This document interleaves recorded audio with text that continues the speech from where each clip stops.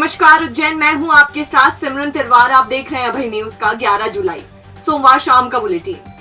चलिए देखते हैं शहर की आज की कुछ खास खबरें। इस बुलेटिन के प्रायोजक है आरके डेवलपर्स। शानदार घर खरीदें अब अपने बजट में।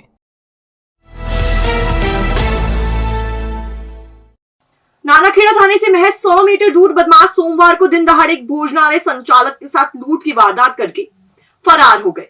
उन्होंने खाना खाया और रुपए मांगने पर चाकू दिखाकर गल्ला लूट लिया। नानाखेड़ा थाने के सब इंस्पेक्टर संतोष पाठक ने बताया कि नीलेश हिस्ट्री शीटर है और वो हफ्ता वसूली करने गया था। उसने 500 रुपए का हफ्ता मांगा था।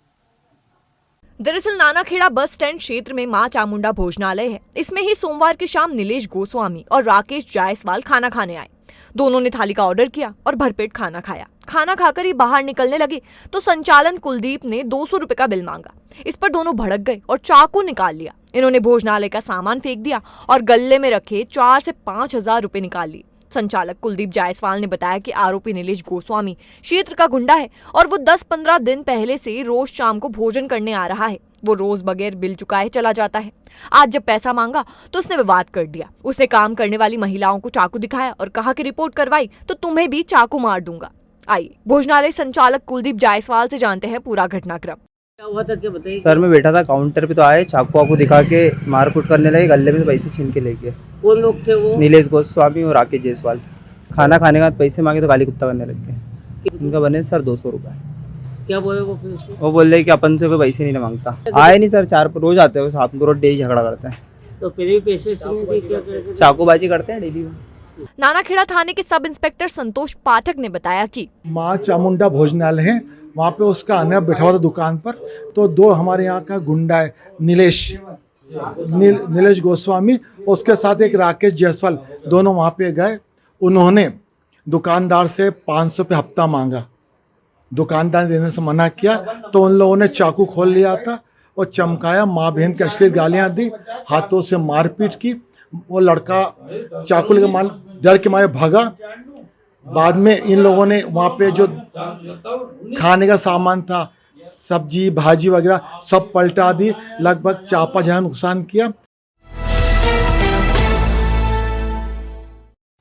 कुख्यात सटोरिये रवि सिंधी के 2 मकान तोड़ने वाली नगर निगम टीम की अगली कार्रवाई में भाजपा नेताओं ने जमकर खलल डाला। इसके चलते फ्रीगंज क्षेत्र में स्थित फायर एंड आइस बिल्डिंग पर कार्रवाई किए बगैर टीम लौट गई। जबकि सुंदर डेयरी के पास मकान तोड़ने के लिए सुरक्षा इंतजाम देख रहे प्रोबेशनर आईपीएस विनोद मीणा पर मंत्री से बात करने का दबाव बनाया गया। मीणा ने बात करने से ये कहकर इनकार कर दिया कि वो एसपी से ही बात करेंगे। सोमवार का दिन सटोरिये रवि सिंधी के मकानों पर जेसीबी चलने के नाम रहा। महाकाल वाणिज्य केंद्र और सिंधी कॉलोनी में उसका मकान गिराने के बाद नगर निगम की टीम फ्रीगंज के अमर सिंह मार्ग पर स्थित फायर एंड आइस बिल्डिंग को तोड़ने पहुंची तो इसके ओनर राजेश अग्रवाल ने टीम को कार्रवाई करने से रोक दिया। फ्रीगंज व्यापारी महासंघ के अध्यक्ष और भाजपा नेता राजेश अग्रवाल ने कहा कि वो किराएदार हैं। नगर निगम ने नोटिस में 48 घंटे का समय दिया है तो वो 1.25 घंटे में कार्रवाई कैसे कर सकता है। आइए राजेश अग्रवाल से ही सुनते हैं। विरोध इस बात का है, नगर निगम ने इस मकान पे अभी 1 घंटे पहले 2 दिन में इस मकान को गिराए जाने का नोटिस चिपकाया है। मात्र उसकी अवधि 1 घंटे 20 मिनट बीती है जो वो चिपका के गए। उसमें 2 दिन का मुझे समय दिया गया। 2 दिन बाद आकर के अगर मैं इस बीच मकान मालिक से, चूँकि मैं किराएदार हूँ, मैं मकान मालिक से संपर्क करता हूँ, या तो वो इसकी व्यवस्था करे, ये बच्चे या टूटे ये उसकी जिम्मेदारी है, हम तो किराएदार हैं। लेकिन मुझे 2 दिन इस काम को बचाने के लिए और उसको संचालित करने का मुझे समय है। हम इस मकान को और इस जगह को खाली करने में असमर्थ हैं। नगर निगम अपनी गलती को स्वीकार करे, 48 घंटे बाद आए, स्वागत है। हमें लगेगा वो कार्रवाई हम करेंगे 2 दिन में, आपको लगे 2 दिन बाद आकर के आपकी कार्रवाई करना। मकान मालिक कोई पमनानी परिवार है जिससे हमारा कोई सीधा लेना देना। क्या करेंगे आज अगर कार्रवाई होती है? कार्रवाई आज होगी। इसको तो किसी कीमत पे अगर नोटिस आज चिपका है तो आज नहीं होने दी जाएगी। करीब आधे घंटे तक चली जद्दोजहद के बाद माधवनगर थाना प्रभारी मनीष लोधा ने राजेश अग्रवाल को समझाने की कोशिश की, लेकिन उन्होंने कार्रवाई करने से मना कर दिया। उनका पक्ष लेने के लिए भाजपा के पूर्व पार्षद संतोष व्यास भी पहुंचे और इस दौरान उनकी लोधा से हॉट टॉक भी हुई। मेरा आपसे कहना ये है कि जिस प्रॉपर्टी को आप तोड़ना है उस प्रॉपर्टी को तोड़े, उसके अंदर जाके तोड़ना जो करें, लेकिन नीचे वाला या ऊपर वाला परेशान होगा तो ये ऊपर वाले को परेशान क्यों? तो क्यों बोल रहे हैं फिर अपने नगर निगम के लोगों को कि इसका सामान हटाओ? सर मेरा आपसे कहना है 2 घंटे पहले किसी के घर के सामने आप जेसीबी या ला के खड़ा कर दोगे, इतने सारा पुलिस फोर्स ला के खड़ा करोगे, जिनसे अरे सर मेरा आपसे कहना है कि जिनसे आपको करना है उनका कर नहीं पा रहे हैं आप, बेचारे जो काम कर रहे हैं, धंधा कर रहे हैं, उनको परेशान कर रहे हो। और क्या कर रहे हैं इनको बताओ जरा। दरअसल इस भवन में रवि सिंधी के साथ 2 पार्टनर और हैं और वो नहीं चाहते कि बिल्डिंग टूटे। विरोध के बाद टीम यहां से सुंदर डेयरी के पास चौथे भवन पर पहुंची। ये मकान दिनेश फुलवानी का है और रवि सिंधी के साथ उसकी पार्टनरशिप है। इस मकान को खाली कराकर तोड़ने की कार्रवाई शुरू की गई। प्रोबेशनर आईपीएस विनोद कुमार मीणा ने पूरी कार्रवाई की जानकारी देते हुए बताया कि टोटल ये अभी तक ये तीसरी जगह यहाँ पे कार्रवाई हो रही है। इससे 2 जगह कार्रवाई की गई है। एक अपना आरटीओ रोड पे कार्रवाई की गई है थाना माधव नगर क्षेत्र में, दूसरा सीताराम कॉलोनी के अंदर थाना नीलगंगा क्षेत्र के अंदर कार्रवाई की गई है और ये तीसरी कार्रवाई भी थाना माधव नगर क्षेत्र के अंदर की जा रही है। जो अभी प्रेजेंट में जिसके खिलाफ कार्रवाई चल रही है, इसके खिलाफ मारपीट के और मुख्यतः सट्टे के मामले पंजीबद्ध हैं और उससे पूर्व में जिनके खिलाफ कार्रवाई की गई है उन पे जीवाजीगंज थाना क्षेत्र में सट्टे का प्रकरण कायम हुआ था, जिसमें 4.5 किलो सोना जब्त हुआ था और 22 लाख रुपए के आसपास कैश सीज हुआ था और पूर्व में भी इनके खिलाफ इसी प्रकार के सट्टे के मामले कायम थे। तो इससे पहले की 2 कार्यवाहियों में उनके खिलाफ कार्रवाई की गई है और ये वाली फुलवानी जी के खिलाफ कार्रवाई की गई है। शहर में चोरों का उत्पात थमने का नाम नहीं ले रहा है। बीती रात मक्सी रोड स्थित कैलाश एम्पायर में बदमाशों ने 4 सूने मकानों को निशाना बनाया और लाखों का माल ले उड़े। वारदात को अंजाम दे रहा गिरोह बेहद शातिर है। वो गिलोल लेकर घूम रहा है। ये कुत्तों को भगाने और कैमरों का लेंस फोड़ने के काम आ रही है। लोग चोरियों से इस कदर डरे हुए हैं कि अब वो बंदूकधारी गार्ड रख रहे हैं। मक्सी रोड की कैलाश एम्पायर कॉलोनी में वारदात करने पहुंचे बदमाश एकदम बेखौफ दिखे। सबसे पहले आप ये फुटेज देखिए।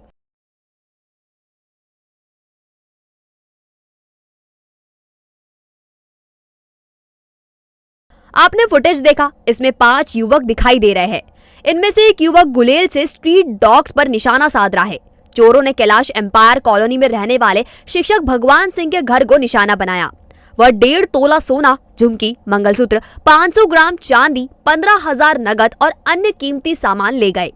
कॉलोनी के शंकर उपाध्याय के घर से 11 ग्राम की झुमकी, 12 ग्राम का मंगलसूत्र, 250 ग्राम चांदी, 40,000 का लैपटॉप ले गए। पवन पाटीदार के घर से 7,000 नगद, महावीर साहू के घर से अन्य सामान चोरी कर ले गए। मक्सी रोड स्थित कस्तूरी बाग कॉलोनी में अब चोरी होना रुक गया है। इसकी वजह है कॉलोनी में बंदूकधारी गार्ड की तैनाती। कॉलोनी में 1 साल में चोरी की 1 दर्जन घटना होने के बाद कॉलोनी वासी अलर्ट हुए और उन्होंने पुलिस की बजाय खुद ही सुरक्षा का जिम्मा उठाया और बंदूकधारी गार्ड तैनात कर दिया। यह गार्ड रात में डंडा, बंदूक व सीटी के साथ गश्त करते हैं, लिहाजा चोरी पूरी तरह रुक गई है। कस्तूरी बाग निवासी विनय मेहता ने बताया, मई में कॉलोनी में एक साथ 3 घरों के ताले टूटे थे। इसके बाद तय किया कि बंदूकधारी गार्ड रखना जरूरी है। 2 महीने से गार्ड रखे हैं, अब चोरी होना बंद हो गई है। नहीं तो कई बार यही डर बना रहता था कि वारदात ना हो जाए। कॉलोनी के कृष्णपाल सिंह परिहार ने बताया कि देर रात तक कॉलोनी में संदिग्ध आते थे, वे भी आना बंद हो गए। कॉलोनी के जय शर्मा के मुताबिक रात भर गार्ड बंदूक लेकर गश्त कर रहे हैं, जिन्हें प्रति घर से कलेक्शन कर मासिक भुगतान किया जा रहा है। नीलगंगा पुलिस ने हरी फाटक ब्रिज के नीचे से नशे के 2 तस्करों को गिरफ्तार किया है। इनमें से एक आदतन अपराधी है, उसका परिवार भी अपराध में लिप्त है। दरअसल ब्रिज के पास राजीव रत्न नगर कॉलोनी का सावन उर्फ कालू अपने एक साथी के साथ स्मैक बेचने के लिए खड़ा हुआ था। उसके साथ उसका दोस्त भी था। दोनों से 12 ग्राम स्मैक जब्त की गई है। सावन आदतन अपराधी है और वो हत्या जैसा गंभीर अपराध भी कर चुका है। सावन के माता पिता भी तस्कर थे और इन दिनों जेल में बंद है। उनके जेल जाने के बाद सावन ने तस्करी का काम शुरू कर दिया और पुलिस ने उसे दबोच लिया है। आइए नीलगंगा थाना प्रभारी तरुण कुरिल से जानते हैं कि कैसे उन्होंने तस्करों को पकड़ा। कल हमें मुखबिर से सूचना मिली थी कि हरी फाटक ब्रिज के नीचे 2 लड़के जो हैं स्मैक बेचने के लिए खड़े हुए हैं और पूर्व में भी उनकी शिकायतें प्राप्त हो रही थी। तो कल मुखबिर की सूचना पे हमने कार्रवाई की है और 2 लड़कों को हमने 12 ग्राम स्मैक के साथ पकड़ा है। इसमें से जो एक लड़का है सावन उर्फ कालू, ये राजीव रत्न कॉलोनी रहते दोनों ही राजीव रत्न में है। तो सावन और कालू के इसके पूर्व 2 रिकॉर्ड और हैं, एक मारपीट का और एक हत्या में इसका रिकॉर्ड रहा है।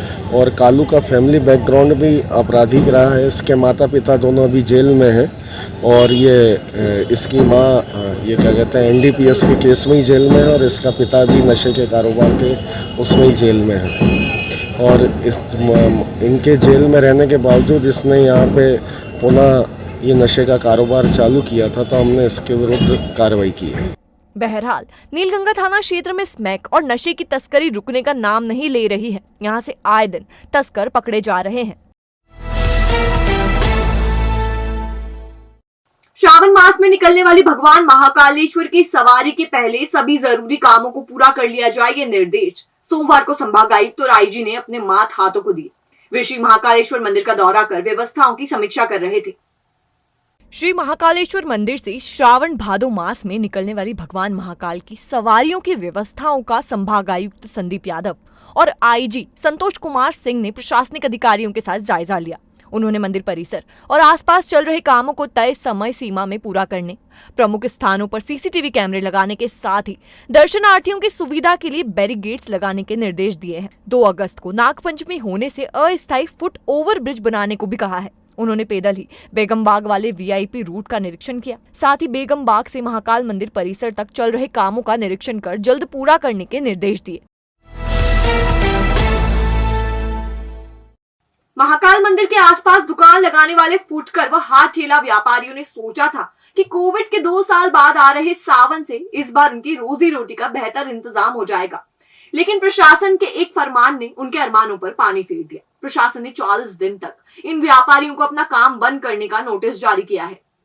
सोमवार को फुटकर व्यापारियों ने कलेक्टोरेट पर जाकर ज्ञापन सौंपा। उन्होंने CM को संबोधित कर ज्ञापन में बताया कि प्रशासनिक व नगर निगम अमले ने महाकाल मंदिर क्षेत्र से फुटकर व हाथ ठेला व्यापारियों को 40 दिन के लिए हटाने का आदेश दिया है। इससे 400 व्यापारी सीधे तौर पर प्रभावित हो रहे हैं। इनके सामने रोजी रोटी का संकट खड़ा हो गया है।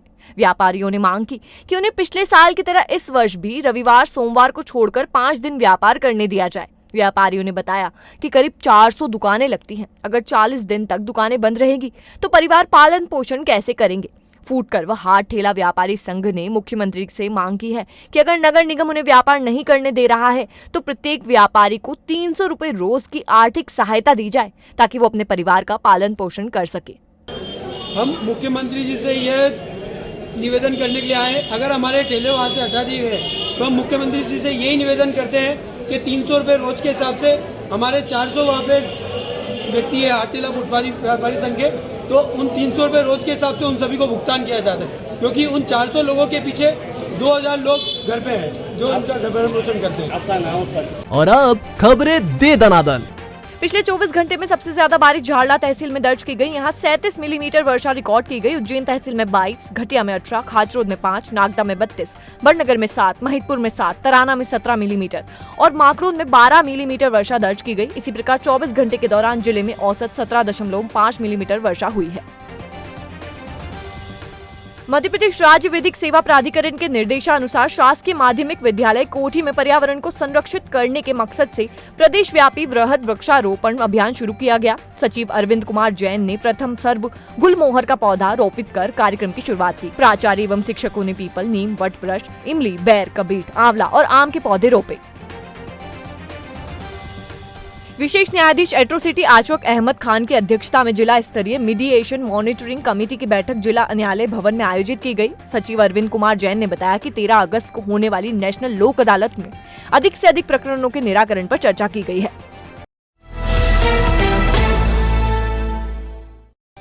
तो ये थी उज्जैन शहर की कुछ ताजा खबरें। अगर खबरों को लेकर आपके पास कोई फीडबैक है या कोई जानकारी है तो आप हमें दे सकते हैं। कल फिर मिलेंगे इसी समय। नमस्कार।